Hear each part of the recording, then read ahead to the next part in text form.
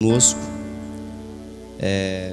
Epístola de Tiago, capítulo 4.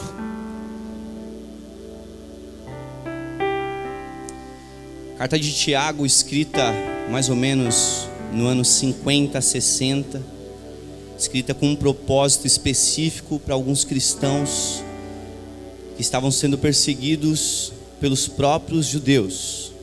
Judeus perseguiam os cristãos na época. Ainda não havia perseguição romana, que começou mais ou menos no ano 70. Então Tiago, essa é uma das primeiras cartas do Novo Testamento, e ele escreve aos cristãos que estão sendo perseguidos pelos judeus. E encoraja, e fala: olha, tem de bom ânimo quando vocês caírem em várias provações. Ele está trazendo ânimo aos cristãos. E também ao longo da carta ele trata sobre a sabedoria que vem do alto, uma sabedoria que vem de Deus. E chega no capítulo 4, e é esse que nós estamos aqui. Ele vai tratar sobre algumas questões internas dentro de nós. Existem coisas que precisam ser tratado dentro de nós, dentro do nosso coração. E eu gostaria de verdade que a gente pudesse sair daqui transformado de verdade por essa palavra. Tiago 4 diz assim: de onde vêm as guerras e pelejas dentre vós? Porventura não vem disto, a saber dos vossos deleites e dos vossos membros que guerreiam? É o que diz aí. Essa é a pergunta que a gente pode indagar. Onde está o mal? Da onde vem o mal? E alguns podem até se levantar e responder: o mal vem da esquerda, com relação à questão da política. O mal vem da esquerda. Não, o mal vem da direita. O mal vem do Bolsonaro, ou o mal vem do Haddad. Mas não é. O que ele vai tratar aqui conosco, e essa pergunta é uma pergunta que ele mesmo vai responder: da onde vêm essas questões? E alguns cristãos também podem se levantar e falar assim: o mal vem do diabo, o mal vem do capiroto.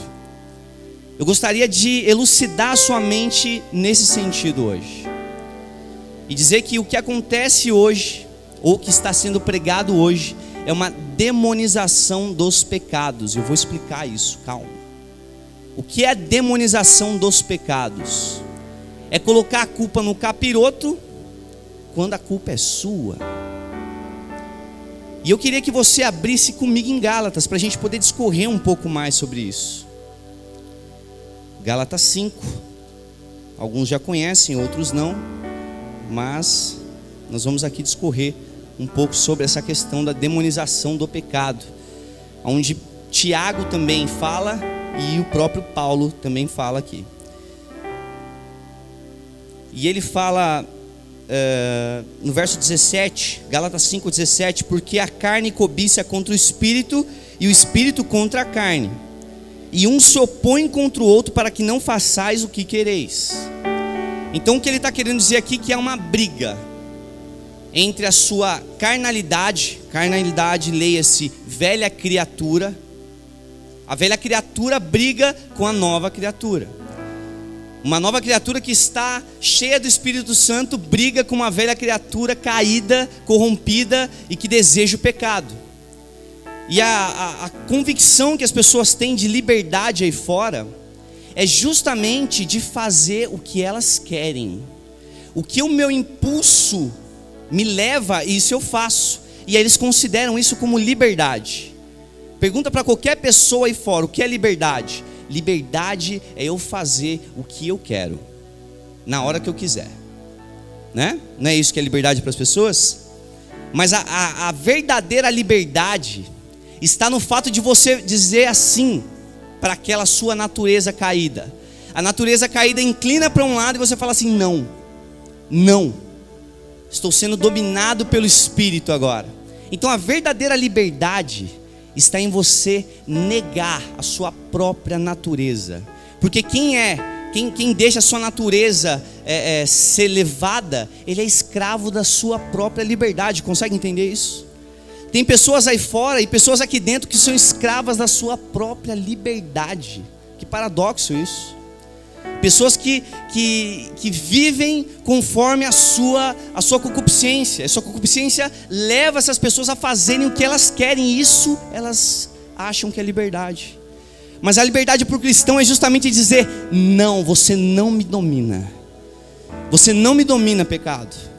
Você não me domina, velha criatura. E o que ele diz aqui, discorrendo no texto: mas sois guiados pelo Espírito e não estáis debaixo da lei. E essa questão, porque as obras da carne são manifestas, a quais são? 2 pontos. Maravilhoso. Eu quero que você entenda esse texto e tenta procurar aqui o capeta. O que a igreja evangélica coloca é justamente nas costas largas do diabo. Não estou aqui fazendo o advogado do diabo. Eu estou querendo colocar as coisas no seu devido lugar. O diabo quer que você peque? Obviamente. Obviamente que ele quer que você faça tudo que é da sua própria vontade. E o que o diabo está fazendo hoje? Ele não está querendo que você faça a vontade dele, mas ele quer que você faça a sua própria, porque quando você faz a sua própria, você não faz a vontade de Deus. Esse é o impulsionamento dele. E qual é o papel do diabo? O papel do diabo é surfar na onda que você cria no seu coração. Ele entra, pega tubo, né? Dá uns 180, 360, porque tem onda que é grande, hein? Tem onda que é muito grande. Ele entra e ó, o lugar do diabo é esse. Porque quando você ora, você fala assim: Senhor, perdoa o diabo porque ele me fez pecar. Como é que você ora? Senhor, me perdoa porque eu pequei. A culpa é de quem? A culpa é nossa. E quando eu cheguei ali aqui hoje, eu falei: poxa, tem algo diferente. Hoje é mais para reflexão. A gente vai olhar para dentro de si hoje. Interessante isso. E ele fala aqui, eu queria que você lesse comigo. Porque as obras das carnes são manifestas, a quais são: prostituição, impureza, lascívia, idolatria, feitiçaria, inimizades, porfias, emulações, iras, pelejas, dissensões, heresias, invejas, homicídios, beberrice, glutonaria. Que coisa maravilhosa isso, né? Essas são as obras da carne. O que a igreja está falando hoje? Demônio da inveja, o demônio da cobiça. E quem que é cobiçoso nesse sentido? Somos nós. Nós somos cobiçosos. Nós somos orgulhosos. Somos nós. Quem precisa ser tratado somos nós. Porque quando a gente terceiriza a culpa do pecado, quem vai ser tratado é o diabo e não nós. Mas quando a gente reconhece que realmente a culpa é nossa, foi a gente que pecou, e a gente precisa de um conserto, você pode ter certeza que Deus vai fazer esse milagre. Porque é só Deus que pode fazer esse milagre. Mas a gente precisa de reconhecimento. A gente precisa reconhecer quem somos nós, de fato, e parar de colocar a culpa no diabo. Mas irmão, eu sempre escutei que o diabo... Não tem nada a ver isso aí. Não tem nada a ver, desculpa, não tem. A culpa é sua, a culpa é minha. Tem uma máxima até da igreja católica: minha culpa, minha máxima culpa. É minha culpa. Eu xinguei minha mulher, é culpa minha ou é culpa do diabo? É minha. Eu briguei no trânsito, é culpa minha ou culpa do diabo? Minha. Tem coisas que o diabo oferece para nós? Sim, com certeza. Mas quem decide se sim ou se não? É ele ou nós? Somos nós. E por que a gente terceiriza essa culpa? Fica mais fácil. Isso é o que o Adão fez desde o começo. Terceirizou a culpa. A culpa não é minha, é da mulher que você me deu. É da mulher que você me deu. E tem até aquela questão que o Adão aponta para a mulher aponta para a serpente não tinha braço, não tinha para quem apontar, ficou a culpa com ela mesmo. Mas esse é o fato. Nós queremos terceirizar nossa culpa. E nós precisamos de verdade fazer como aquela ilustração que o próprio Jesus disse em Lucas 18. 2 homens subiram para orar. Um era o pomposo e o outro não conseguia nem olhar para cima. E dizia: Senhor, Tende misericórdia de mim porque eu sou pecador. Tende misericórdia de mim porque eu sou pecador. O que falta na igreja hoje é reconhecermos que somos miseráveis, que não merecemos nada e que carecemos da graça de Deus. Que estamos aqui juntos hoje por causa da graça de Deus. Que podemos dizer: Senhor, o Senhor é bom por causa da graça de Deus. E que Ele nos trouxe até aqui, que Ele nos arrastou até aqui, porque se fosse de nós mesmos, nós não estaríamos aqui hoje. Ele nos trouxe aqui, por isso que a glória é dEle, por isso que o louvor é dEle. Porque nada homens, homem não merece nada. Tudo é Ele, tudo é Ele. Volta comigo no texto. Agora você já entendeu a questão da demonização do pecado. Nós vamos discorrer o texto agora. Conseguiu entender, não? Demonização do pecado. Não culpa o diabo por conta que você fez. Assuma a tua culpa. Primeiro passo, a psicologia que diz, né? Primeiro passo para a mudança é assumir a culpa. Então vamos assumir nossa culpa. Somos culpados mesmo. Estamos errados, precisamos de mudança. Porventura, não vem disso a saber dos vossos deleites, dos vossos membros que guerreiam, está dentro do nosso coração. Tiago 4, verso 1. Está dentro do seu coração.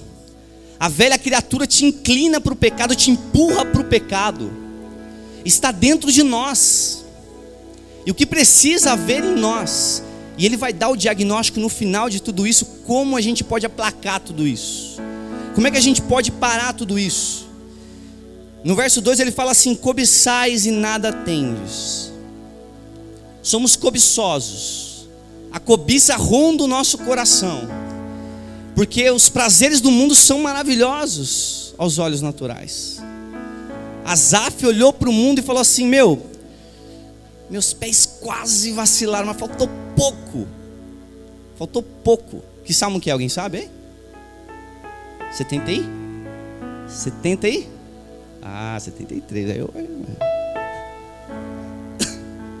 Ele falou quase, foi quase. Porque os nossos olhos nos enganam. Porque mostram coisas naturais, de fato. E é bonito. A glória do mundo é bonita. E ao que me parece, se não fosse bonita, o diabo não tinha oferecido para o próprio Jesus. Ele traz Jesus e fala assim: eu vou te dar toda essa glória aqui, ó. Tá vendo essa glória maravilhosa? Vou te dar, se você se ajoelhar. É isso que o diabo espera de nós. Essa prostração. Ele quer que nós ficamos prostrados diante do mundo. Mas o Velho Testamento já é enfático. A gente não pode adorar dois senhores. Nós temos que adorar um só Senhor. E Jesus também fala isso em Mateus 6. Ele fala: você só pode adorar um Senhor. Ou você adora ao dinheiro, a mamon, ou você adora a mim. Nas duas mesas não dá para sentar. Ou você vem aqui e senta comigo, ou você vai lá e senta com ele. Comigo não dá. Se você for com ele, vá com ele. Se você vier comigo, vem comigo. Então é um chamamento para que a cobiça seja aplacada em nossos corações. E em cima do púlpito das igrejas hoje o que acontece? Instiga a sua cobiça. Instiga os seus olhos para o mundo. Porque hoje tem, como é que chama, meu Deus do céu, que eles fazem lá? Eu acho que eu não vou lembrar. Não é campanha. Não é, também, Fogueira Santa também. Mas é encontro de sucesso, um negócio assim. Isso, reunião dos empresários, que coisa maravilhosa. Para que vamos reunir os empresários? Por que não tem reunião das empregadas domésticas? Por que não tem? Cadê a reunião dos pedreiros, hein, Félix? Cadê a reunião dos pedreiros? Não tem? Como é que nós vamos levantar uma parede boa? Não tem? Isso é exclusão, hein? E aí Tiago também fala isso. Ele fala, em Tiago 2, ele fala assim: ó, se entrar alguém pomposo e você der honra para ele, e você falar para o pobre: ó, vá para lá, senta aí debaixo do estrado, você está fazendo acepção de pessoas. Toma cuidado, isso é pecado. E lá em Tiago já tinha esse negócio, hein? Que coisa de louco. Que coisa de louco. Mas o fato é que a cobiça ronda o nosso coração. Ela ronda o nosso coração. E como é que a gente faz para escapar de tudo isso? E ele ainda vai falando ainda: sois invejosos. Meu Deus, que isso, Tiago? Somos crentes. Tá todo mundo crente aqui, Tiago. Você vai falar um negócio desse? Sois invejosos? Como assim? Eu já expliquei aqui, eu não sei se alguém lembra, mas Tomás de Aquino, quando vai colocar os 7 pecados capitais, ele estabelece os pecados lá. E o pecado da inveja, em latim, é tristitiae in boni alienio. Tristeza pela felicidade alheia. Que sentimento ruim, cara. Isso está dentro de nós. Isso está dentro de nós. Que coisa de louco isso. E ele complementa, ele vai falando: sois invejosos e cobiçosos, e não podeis alcançar. Combateis e guerreais, e nada tendes, porque não pedis. A gente luta pelas coisas do mundo. A gente luta pelas coisas que brilham os nossos olhos. A gente luta. E o que acontece? Parece que a gente não consegue. E o que está dizendo aqui é o seguinte: é uma batalha do mundo contra a igreja. Porque viver no mundo e viver na igreja parece um paradoxo. Nós vivemos no mundo, não corrompido pelo mundo. Nós estamos aqui no mundo, não corrompido por ele. Somos igreja, portanto somos diferentes. Diferentes em que sentido? O mundo não nos domina mais. O mundo não é o que rege mais a nossa vida. O que rege a nossa vida agora é o reino de Deus. É Cristo Jesus. É o Espírito Santo. É a nova criatura. Mas o de fato é que os crentes hoje parecem muito com as pessoas do mundo. E eu não estou dizendo por conta do cabelo, da barba, não estou dizendo nada disso. Porque antigamente as pessoas tinham esse critério. O mundo entrou dentro da igreja. Olha o irmão aqui, ó, de barba. Tá vendo? O mundo. O mundo entrou dentro da igreja. E aí olha para o mundo, ó, tá vendo o mundo, ó, a irmã de calça. Tá vendo o mundo, ó, o cara de piercing. Tá vendo o mundo? E o que é o mundo que a Bíblia pede para a gente se distanciar dele, lutar contra ele? É o mundo sistema, que está implantado no mundo. E as pessoas que vivem no mundo vivem através dele. Já ouviu falar do workaholic? Quem já ouviu falar do workaholic? Cara que gosta muito de trabalhar. Gosta muito de trabalhar. E o que está rolando aqui, no meio desse texto, é o hedonismo. É a busca do prazer. Hedonismo é essa filosofia, a busca do prazer e diminuir a dor. E ao que parece, os cristãos também são hedonistas. Porque vêm para Cristo para diminuir a dor e aumentar o prazer. A busca do hedonista é justamente essa: vamos aumentar o prazer, vamos diminuir a dor. E o que acontece no mundo? A mesma coisa. A mesma coisa. Por que quer ter dinheiro? Por que o mundo quer ter dinheiro? Porque não quer passar perrengue. Mas para o cristão não tem essa. Para o cristão ele consegue passar com dinheiro e sem dinheiro. Para o cristão ele consegue passar com saúde e sem saúde. E para o mundo? Para o mundo não. Para o mundo, se não tiver saúde e se não tiver dinheiro, eles ficam o quê? Triste. Então a realidade do mundo é que ditam a natureza deles. Mas a nossa natureza já foi transformada em Cristo Jesus. Então não é nada que o mundo pode nos transformar, mas é a gente agora que pode transformar o mundo. Porque fomos alcançados por Cristo Jesus, estamos cheios do Espírito Santo, repletos de Deus. Repletos de Deus. O mundo não pode mais nos alcançar. O mundo hedonista não pode mais nos alcançar. A busca do mundo é uma busca pelo prazer. Mas o prazer do crente é estar na lei do Senhor. Bem-aventurado o varão que não anda segundo os conselhos dos ímpios, nem se detém no caminho dos pecadores, nem se assenta na roda dos escarnecedores.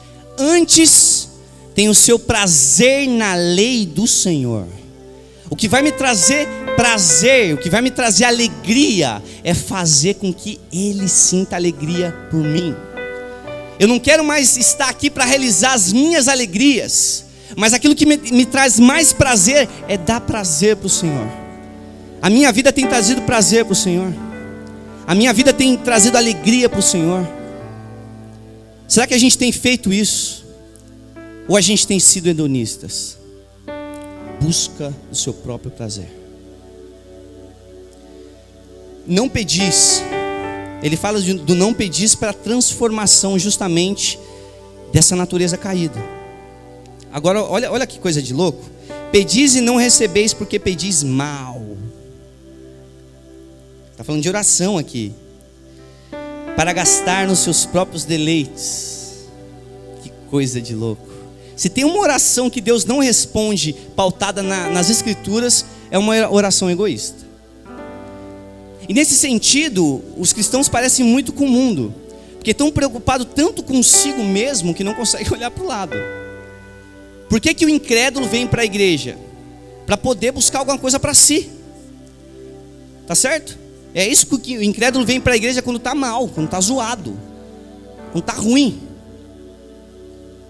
Tem coisa errada nisso? Não, tomara que fique e conheça o verdadeiro evangelho, porque o evangelho não é apenas isso. Deus cura? Cura.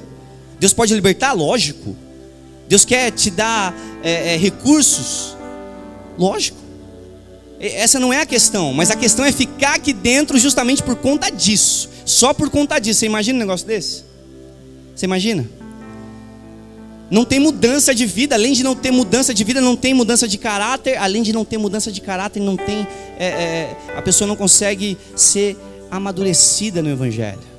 E o que é ser amadurecida no evangelho? É deixar de ser criança. Porque criança que fica pedindo, fala a verdade, isso não é? E quem que é o adulto espiritual? Aquele que fala assim, não vou pedir nada para mim. O que você precisa? O que você precisa? Esse é o adulto espiritual. O que nós temos na igreja evangélica hoje? Um monte de bebês que só sabem pedir. Pedir. E o que acontece com os sermões? A mesma coisa. Vou ensinar a tática perfeita para você apontar o dedo na cara de Deus e Ele te dá. Eu tenho a estratégia perfeita para que você consiga convencer a Deus. Eu tenho o argumento perfeito para você convencer a Deus. Eu tenho a tática perfeita. Aqueles que provocam a Deus, a gente está estudando ali o contexto imediato, né? Aqueles que provocam a Deus, Deus dá tudo nas suas mãos. Quem já ouviu aqui falar de provocar milagre? Olha que coisa maravilhosa. Provoca o seu milagre. Provoca o seu milagre. Provoca a Deus, por favor. Vai lá, fica à vontade. Provoca a Deus. Horrenda coisa cair na mão do Deus vivo. Horrenda coisa. E o que acontece aqui é isso aqui. Eu vou ensinar a tática perfeita para você. Eu já ouvi pastores, juro para você, que coisa de louco. Pega uma parábola do jovem que foi, gastou tudo, para dizer o seguinte: olha, a tática perfeita é essa aqui, ó. Aponta o dedo na cara do seu pai, que é Deus, e diz assim: dá tudo que é meu. Fala para mim se isso é evangelho de Cristo Jesus. Onde na questão ali é uma afronta, porque pedir aquilo que é sua herança antes do pai morrer é uma afronta. É dizer para o pai o seguinte: olha, eu queria que você tivesse morto, mas já que você não morre, me dá o que é meu. Me dá o que é meu. E aí tem pastores ensinando justamente isso em cima do púlpito.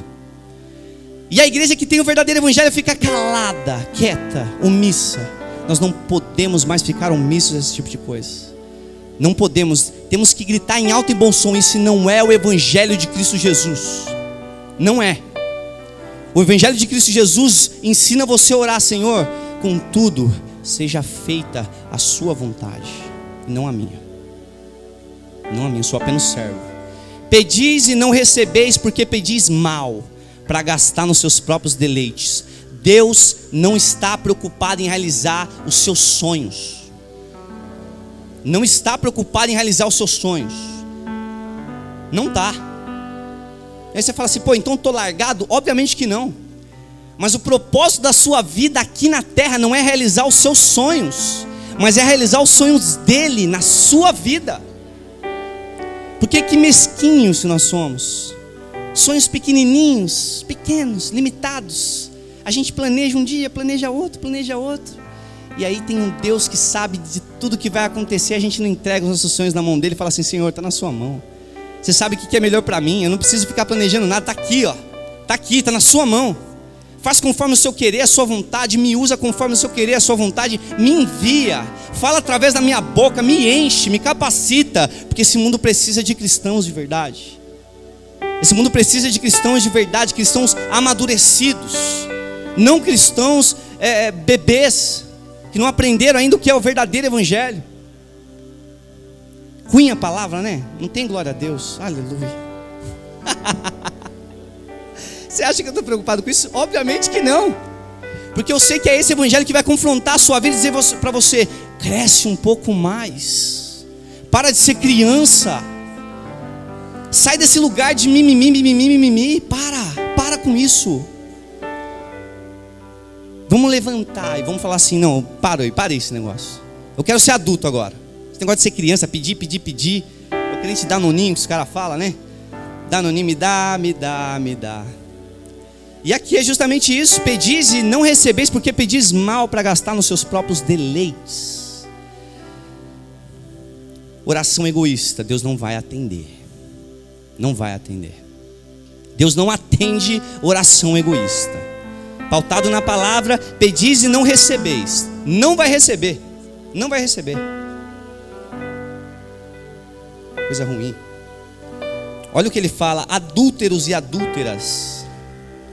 Em algumas traduções, infiéis. O que ele está dizendo aqui não é um adultério físico, mas é um adultério espiritual. Porque quando a gente tem essa ideia ainda que o mundo colocou na nossa cabeça, nós estamos flertando ainda com o mundo, com a ideia do mundo, com Deus desse século. Nós não podemos mais flertar com o mundo e nem com Deus desse século. Porque que coisa ruim. Você imagina uma traição. Ruim, já é ruim. Mas você imagina um Deus que quer te chamar à santidade e quer te chamar para você ter o contentamento. Aí a pessoa vai lá e, além de não querer o contentamento que está em Cristo Jesus, ela prefere o inimigo de Deus. Ela prefere o inimigo de Deus. Prefere fazer o inimigo de Deus como Deus. Aí deita na cama como um inimigo de Deus. Por isso que ele fala adúlteros e adúlteras. É um adultério espiritual. Eu confio somente no dinheiro, naquilo que ele pode me proporcionar.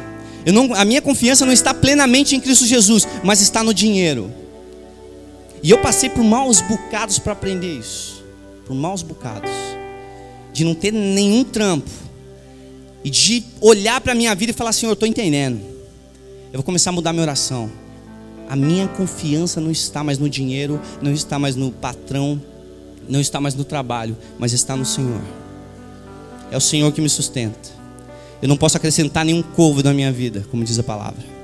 Eu vou confiar somente no Senhor. Se o Senhor está proporcionando isso, porque a minha vida está na mão do Senhor, é para mim aprender uma lição. E eu estou aprendendo, Senhor.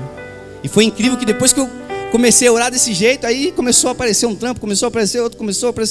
Falei: então a lição foi essa mesmo, ainda bem que eu aprendi. Mas o fato é que nós precisamos de decisão. Quem que você vai adorar? Em quem você vai colocar a sua confiança? A briga está aqui. Você vai viver pela filosofia do mundo ou na filosofia de Deus, da Bíblia? Você ainda vai continuando pedir, vai continuar a pedir coisas para si como um bebezão, ou vai começar a agir como um adulto de verdade? Qual que vai ser a sua decisão? O que você vai fazer? O que você vai fazer? Não sabeis que a amizade do mundo, ele completa, é inimizade contra Deus. Vocês não sabem disso? Que quando vocês se constituem amigo do mundo, vocês se constituem inimigo de Deus. Há uma luta, irmão, você não entendeu ainda, entre o mundo e a igreja. Os valores que estão na igreja irritam o mundo. Irrita o mundo. Sabe por que irrita o mundo? Porque a gente fala assim: existe um caminho, há um só Deus. É só através de Jesus Cristo que você pode alcançar sua salvação. É só através de Jesus Cristo. E o que o mundo quer escutar? Todas as religiões levam a Deus. Todos os caminhos levam a Roma, como dizem por aí, né? Não tem problema você ser da Umbanda. Não, que isso, tranquilo, tá de boa. Lá você não tem um coração bom também? Você não ajuda as pessoas? Ah, então beleza, tranquilo.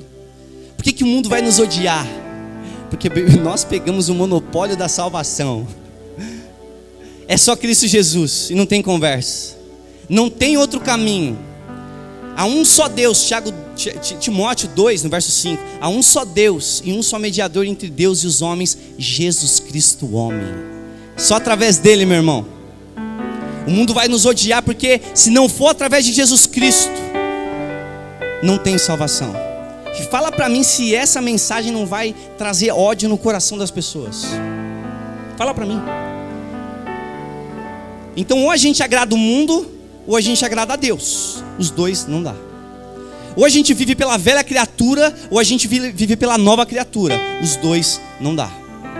Não dá. Primeira epístola de João diz o seguinte: não ameis o mundo, nem o que o mundo há, porque quem ama o mundo, o amor do Pai não está nele. E ele ainda continua falando da concupiscência da vida, soberba da vida, a concupiscência dos olhos. É justamente isso que Tiago trata em Tiago 4, que está intrínseco dentro de nós. Isso está enraizado dentro de nós e nós necessitamos e carecemos da graça de Deus para a transformação da nossa vida. Se não for Jesus Cristo para transformar a nossa vida, nós estamos na roça, não vai ter transformação. Não adianta você ser um cara aplicado, porque tem um monte de cara bonzinho que vai para o inferno. Uma parte de cara bonzinho que vai para o inferno. A aplicação aqui não tem nada a ver uma coisa com a outra. Sabe para mim quem que é o cara santo? O cara santo é aquele que cai, levanta, pede perdão e fala assim: eu não vou desistir. Eu não vou desistir. Eu não vou desistir nunca, Pai. Eu sei que eu sou pecador, errante, mas eu não vou desistir. Eu tenho um caminho a ser trilhado e desse eu não vou desistir. A santidade, na verdade, ela é justamente isso. É viver para um propósito específico. A palavra santidade no grego é justamente isso. Viver para um propósito específico. É estar separado para um propósito específico. Quem aqui está separado para um propósito específico? Todos nós estamos separados para um propósito específico. E qual é esse propósito? Trazer o reino de Deus para a terra. Evangelizar com as boas novas todo mundo. Por isso que nós somos santos, separados para um propósito específico. Isso é santidade. E ele fala: portanto, qualquer que se institui e amigo de Deus, constitui-se inimigo de Deus. Ou cuidais que em vão, diz as Escrituras, que o Espírito que habita em vós tem ciúmes. O Espírito aqui, tem muita gente que fala o Espírito Santo. Tem muita gente que fala o Espírito Santo. Mas talvez não seja por causa do verso seguinte: antes da maior graça. Bom, se o Espírito Santo está em nós e tem ciúmes, como que antes da maior graça? Ao que dá a entender no original aqui é que o nosso espírito, ele está enraizado no mundo. É o que dá a entender o texto no original. Porque da maior graça tira toda essa ideia. Portanto diz, Deus resiste aos soberbos, porém dá graça aos humildes. E aqui ele dá 10 imperativos para nós encerrarmos. Que horas que é? Que eu não sei. Até que horas que eu tenho? Eu vou até meia-noite, mano. Só tem um amém. Ah, meu Deus. Ó, 10 imperativos, vamos lá? No verso 7, 8, 9. Sujeitai-vos, pois, a Deus, resisti ao diabo, e ele fugirá de vós. Chegai-vos a Deus, e ele chegará a vós. Limpai as mãos, pecadores. E vós, de ânimo duplo, purificai os corações. Senti as vossas misérias, lamentai e chorai. Convertei-se o vosso riso em pranto e a vossa alegria em tristeza. Humilhai-vos perante o Senhor, e Ele vos exaltará. São 10 imperativos. E ele já começa dando a lição que é para a nossa vida. Como é que a gente vai ganhar do capeta? Como é que a gente vai vencer tudo isso? Primeira lição: sujeitai-vos, pois, a Deus. Onde está a vitória contra o diabo? Na sujeição a Deus. Consegue entender isso? Nós só vamos vencer o diabo se nós formos sujeitos a Deus. Sujeitai-vos, pois, a Deus. Se coloca debaixo da autoridade de Deus, da lei de Deus, dos mandamentos do Senhor, das ordenanças do Senhor. E assim você vai conseguir ganhar do inimigo nas suas almas. Você vê que o diabo aqui está em segundo plano. O diabo não está em primeiro plano. O que as pregações hoje, principalmente com relação à teoria da teologia da libertação e todas essas questões aí, é colocar o diabo em primeiro plano. E ao que parece, o diabo é quase equivalente a Jesus Cristo. Você imagina um Deus que criou os céus e a terra se equivalendo a um ser criado. Não é isso? Não tem essa disputa. Você já viu aquele meme que tem Jesus e o diabo assim no braço de ferro? Já viu? Não é, tem nada disso, cara. Tem nada disso. Superioridade é de Jesus Cristo. Se ele falar assim, morre, o diabo pulveriza. Então não tem conversa. O diabo não tem conversa. Aqui está em segundo plano. O que ele está querendo tratar é o nosso coração. Dentro do seu coração ainda precisa ser tratado algumas coisas. E o diabo está em segundo plano nisso. Por isso, sujeitai-vos, pois, a Deus. Resisti ao diabo e ele fugirá de vós. Ele fugirá de vós. Aqui está o caminho para nós conseguirmos vencer o diabo. Sujeição a Deus. Chegai-vos a Deus e ele chegará a vós. Que coisa extraordinária. Ele espera que nós nos posicionemos. Onde estão os cristãos que estão posicionados na terra? Cadê? Cadê a posição de cristãos que agora não vão ser mais bebês, mas vão ser adultos espirituais? Aonde estão? Chegai-vos a Deus e ele chegará a vós. Obviamente que a primeira ação é sempre de Deus, porque nós não conseguiríamos amar, porque a gente só consegue amar a Ele porque Ele nos amou primeiro. Sempre a primeira ação é de Deus. Mas Ele nos impulsiona a falar o seguinte: vai, vem para mim, vem para mim. Chegai-vos perto de Deus agora. Chega perto de Deus. Que coisa maravilhosa. E Ele chegará a vós. Limpai as mãos, pecadores. Qual é o evangelho que está sendo propagado hoje? É o evangelho que está tudo certo. O evangelho da paz e amor. O evangelho da paz e amor. Não tem... Escuta aqui, meu irmão. Nós estávamos caminhando para o inferno. Veio Deus de lá de cima, se tornou homem, foi para a cruz, morreu, verteu todo o seu sangue para nos dar a salvação. Não tem mais isso. Eu estava no Oropó uma vez e passou um carro falando do grande milagre de 7 horas da noite. Venha que Deus vai realizar os seus sonhos. Que evangelho raso é esse? Que evangelho raso é esse? Não é um evangelho que confronta o pecador e diz: limpai as mãos, pecadores. Para o que você está fazendo de mal. Para. É para você parar o que você está fazendo de mal. Limpa a sua mão. Limpa. Há um chamado à santidade para os nossos corações, para as nossas mãos. As obras más estão nas nossas mãos. Então para, limpa a mão. Limpa a mão. Limpai as mãos, pecadores. E vós de ânimo duplo, purificai o vosso coração. Ânimo duplo é aquela pessoa que não tem uma opinião formada. Uma hora ela está no candomblé, outra hora ela está na católica, outra hora ela está na Seixonoye, outra hora ela vai para o templo budista e a outra hora ela vem para a igreja católica. Que coisa de louco. E vós de ânimo duplo, para com esse negócio de ficar pulando de galho em galho. Há um só caminho, um só Senhor, um só batismo, é Jesus Cristo e acabou. Não tem outro. Pode pesquisar, é bom, pesquisa, entende, não tem problema, não fica com medo disso aí não. Mas há um só caminho para a salvação, meu irmão, é Jesus Cristo. É Jesus Cristo. Então a gente tem que parar de ter esse ânimo duplo. Uma hora tá bom, outra hora tá ruim. Uma hora tá bom, uma hora tá ruim. É lógico que você vai passar por um momento ruim, ninguém está falando isso. Mas tem pessoas que vivem só vivem assim, cara. É um alto, depois está lá no baixo. É lá no alto, depois está lá no baixo. A gente tem que parar de ter ânimo duplo. A palavra de Deus diz para nós ser constante. Temos que ser constantes, sempre abundantes na obra do Senhor. Parar de ter ânimo duplo, para a gente poder purificar o coração. Olha o que ele fala aqui, que coisa de louco. Esse verso 9 é maravilhoso. Senti as vossas misérias. É para a gente começar a sentir as nossas misérias.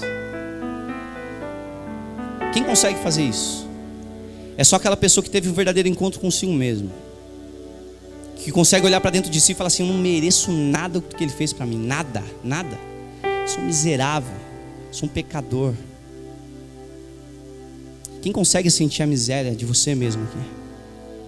Você nem está preocupado com isso. Tem coisa na minha vida que eu faço que eu não quero fazer, mas eu faço. E aí eu sinto a minha miséria. Mas isso não me abate, porque eu senti a minha miséria e estou de pé e vou continuar caminhando. Senti as vossas misérias. Senti as vossas misérias. Lamentai e chorai. Sabe o que o mundo está dizendo para a gente? Nós temos que festejar. Quantas festas tem no mundo? Hoje, Dia das Mães, por causa disso, talvez as pessoas não vieram. Não tem problema também comemorar o Dia da Mãe, ninguém está falando isso. Só que o mundo diz: vamos festejar, a gente tem que ser feliz, tem que ser contente, vamos pular. E a palavra de Deus está dizendo: olha, senti as vossas misérias, lamentai e chorai sobre elas. Lamentai e chorai. E aí o mundo entra dentro da igreja quando? Quando tem festa para tudo. Para tudo, tudo tem festa. E aí parece que Tiago pega pelo nosso colarinho de verdade e fala assim: para de fazer festa, não é hora de fazer festa. É hora de lamentar as suas misérias e chorar sobre elas. Não é hora de festejar. Acabou com a festa. Acabou. Aonde tinha alegria, é o que ele vai falar. Converta o vosso riso em pranto e a vossa alegria em tristeza. Por quê? Porque talvez você esteja caminhando para o inferno e você não está vendo. Por isso convertei o vosso coração. Lamentai e chorai em cima das suas misérias. Para de tentar ficar feliz quando não é para estar feliz. E quem diz que cristão não chora? Se Jesus mesmo chorou. Está com vontade de chorar? Chora em nome de Jesus. Mas chora pelo motivo correto. Em 2 Coríntios 7, no verso 10, ele fala que existem duas tristezas. Uma tristeza segundo o mundo, que opera a morte, e uma tristeza segundo Deus, que opera a vida. Você sabe por que Deus está te chamando para essa reflexão, para a tristeza hoje? Para que haja conversão e para que haja vida, para que haja transformação. O sábio, Salomão disse: o coração do tolo está na casa da alegria, mas o coração do sábio está na casa da tristeza. A tristeza faz melhor para o coração, porque você está vendo qual é o fim do ser humano, que é a morte. Todos aqui estamos caminhando para a morte, todos. E quando chegar lá, o que vai acontecer? Será que todas as festas vão fazer sentido? Ou será que essa reflexão vai dizer para você assim: não, preciso mudar minha vida, preciso mudar meu caráter, preciso transformar minha vida. E é só através do Espírito Santo, através da palavra, através da oração, através da comunhão com os irmãos, através da confissão de pecados, através desse ajuntamento. É só através disso. Sozinho você não vai conseguir fazer nada. Nada. Para de ser individualista, mesquinho. Para com isso. Chama alguém e fala assim: preciso falar com você, cara. Preciso confessar o meu pecado. A gente precisa disso. Lamentai e chorai. Converta o vosso riso em pranto e a vossa alegria em tristeza. E ele fala: humilhai-vos perante o Senhor e Ele vos exaltará. Deus gosta de pessoas humilhadas, com a cara no pó. Eu não entendo algumas pessoas que dizem assim: eu tive um encontro com Deus e não sai chorando desse encontro. Eu não entendo, eu não consigo entender. Eu não consigo entender, porque você vê um Deus magnífico, sem pecado, que a gente tem um encontro com Ele e fala assim: mano, não é possível. Ele expôs todo o meu pecado. A luz expôs todo o meu pecado. Por que que o mundo não gosta disso? João 3,16, todo mundo sabe de cor. Porque Deus amou o mundo de tal maneira que deu seu Filho unigênito, para que todo aquele que nele crê não pereça, mas tenha vida eterna. Mas nos versos seguintes ele vai dizer o seguinte: aquele que crê no Filho tem a vida, mas aquele que não crê no Filho não tem a vida. No verso 3,36 é pior ainda: aquele que tem o Filho tem a vida, mas aquele que não tem o Filho não tem a vida e já está condenado. Onde está o verdadeiro encontro com Deus? Onde está a humilhação de chegar diante de um Deus santo e falar assim: Senhor, eu sou pecador, me ajuda, Pai, me ajuda a melhorar cada dia mais, me ajuda a ser um esposo melhor, me ajuda a ser uma esposa melhor, me ajuda a ser um cidadão melhor, um funcionário melhor, me ajuda, Pai, me ajuda a ser uma pessoa de relevância na minha sociedade, no meio dos meus irmãos, me ajuda, Pai, me ajuda, Senhor, me ajuda porque eu preciso do Senhor. Me ajuda porque eu preciso ser uma pessoa que não é tão irado assim. Me ajuda, Senhor, me ajuda. E todos os nossos pecados vão sendo expostos. E Deus fala assim: pois eu vou pegar você e vou exaltar você. Mas não é essa exaltação que você está pensando, né? Quem te viu passar na prova e não te ajudou, quando vê você na bênção, você arrepende. Não tem nada a ver com isso. A exaltação de Deus é te fazer um servo dele. E o maior status que você pode ter é de servo. Servo. Quando você se tornar um servo, você chegou no topo. No topo. Agora eu sou servo. Aí você pode falar: sou servo. Agora eu sou servo. A exaltação de Deus é justamente essa, porque o mundo e o mundo de Cristo é totalmente invertido. Aquele que é maior serve o menor. Então a maior questão de você servir, é o ápice que você pode chegar na sua vida: é servir a pessoa, servir o seu irmão, servir o outro. E às vezes a gente fica parado, pensando na nossa vida, pensando nas questões que envolvem a nossa vida, e os pecados estão diante de nós, os pecados estão batendo a porta. E o chamado hoje é para lamentação e para chorar, não para festejar. Que não haja festa no meio de nós, mas que haja transformação. Que não haja aplauso, mas que haja mudança de caráter. Que Deus possa transformar a nossa vida. São 10 imperativos que nós temos que seguir. Olha aqui: sujeitai-vos, pois, a Deus, resisti ao diabo, chegai-vos a Deus, limpai as mãos, purificai o coração, senti as vossas misérias, lamentai, chorai e convertei-se e humilhai-vos. 10 imperativos para nós aqui. Só que tem 3 promessas maravilhosas. A primeira promessa: sujeitai-vos, pois, a Deus, resistir ao diabo e ele fugirá de vós. Primeira promessa: nós vamos vencer o diabo, nós vamos vencer o inimigo. Primeira promessa maravilhosa.